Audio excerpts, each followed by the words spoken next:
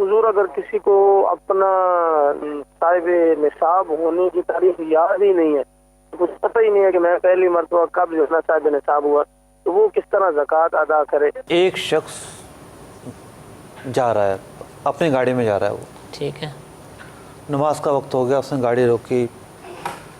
وضو اس کا تھا، دور دراز تک نہ کوئی مسجد ہے، نہ کوئی آبادی ہے، نہ کوئی بتانے والا ہے قبلہ کس طرف ہے۔ تو شریعت مطہرہ نے اس پر لازم کیا ہے کہ یہ تحری کرے گا، ٹھیک ہے، سوچے گا قبلہ اس طرف بھی ہو سکتا ہے، اس طرف بھی ہو سکتا ہے۔ اب دیکھیں دن میں تو ممکن ہے سورج کو دیکھ کے کچھ نہ کچھ اندازہ لگا لے، لیکن فجر کی نماز میں کتنی دقت ہوگی، اور زیادہ تر نماز کا وقت نکلنے کا مسئلہ فجر میں ہوتا ہے صحیح، کہ بے وقت نکل رہا ہے اور نماز فوری پڑھنی ہے، تو رات کو تو اور بھی مشکل ہے۔ تو اب سارا دار و مدار اس کے اپنے ظن غالب پر ہے، ٹھیک، جہاں اس کا ظن غالب بنتا ہے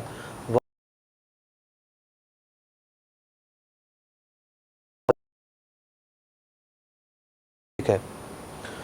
اس کا ظن غالب ہوا کہ نہیں، جہاں میں کھڑا ہوں نماز پڑھتے پڑھتے قبلہ اس طرف نہیں، یہ گھوم گیا، ٹھیک ہے، اس طرف ہے، تب بھی اس کی نماز ٹھیک ہے۔ صحیح، پھر ذہن بنا کہ نہیں شاید اس طرف نہیں ہے، ظن غالب ہوا کہ اور گھوم گیا، ٹھیک ہے، پھر بھی اس کی نماز صحیح ہے۔ صحیح، تو نماز ایک ایسا معاملہ ہے کہ جو دن میں 5 دفعہ اس کی ادائیگی کرنی ہے۔ صحیح، اس میں جو قبلے کی شرط ہے شریعت مطہرہ نے، اس میں اس کے اپنے ظن غالب اور گمان غالب پر بنیاد رکھ دی۔ ٹھیک ہے، تو اب ایک تو ہے مسئلہ بتانا، وہ تو بڑا ہی آسان ہے،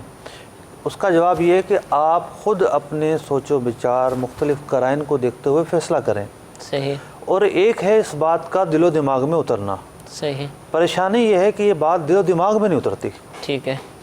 نہیں کیسے فیصلہ کر لیں، کوئی بے احتیاطی نہ ہو جائے، کوئی یوں نہ ہو جائے، اور اس کی وجہ سے بہت ساری غلطیاں واقع ہو جاتی ہیں۔ صحیح، میں نے پچھلے سلسلے میں عرض کیا تھا کہ جس پر زکوٰۃ فرض ہے، سال کا تعین کرنا بھی اس پر فرض ہے۔ ٹھیک ہے، اگر وہ تعین نہیں کرے گا تو درجنوں مقامات پر شرعی غلطیاں کرے گا۔ صحیح، تو اپنے قرائن کو دیکھے پہلے،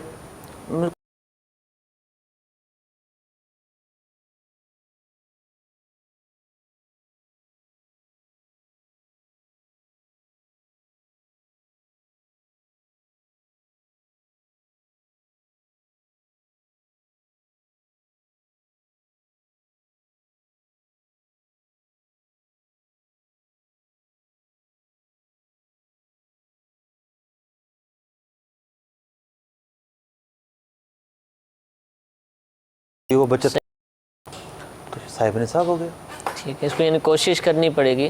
کچھ سوچے گا نا، ہر ایک ٹھیک کی ہے، اپنی ہسٹری ہوتی ہے، ہر ایک کی ٹھیک ہے، اپنی صحیح، مطلب کہ پس منظر ہوتا ہے۔